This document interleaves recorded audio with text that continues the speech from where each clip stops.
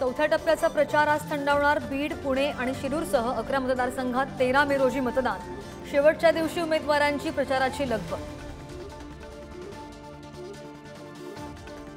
जळगाव, रावेर, नगर आणि संभाजीनगरमध्ये सुद्धा शेवटच्या दिवशी दौरे आणि सभांचाही धडाका। अनेक बड्या नेत्यांची प्रतिष्ठा पणाला। आज लोकसभा निवडणुकांच्या प्रचाराचा शेवटचा दिवस। तापलेल्या राजकीय वातावरणात पावसानं आणला गारवा। श्रीगोंदा आणि चाकणमधील महायुतीच्या सभांमध्ये नागरिकांची तारांबळ। मोदी सत्तेत आल्यास उद्धव ठाकरेंसह विरोधक जेलमध्ये जातील। जेलमधून बाहेर येताच अरविंद केजरीवाल यांचा मोठा दावा। तर मोदींचं one nation one leader mission असल्याचंही वक्तव्य।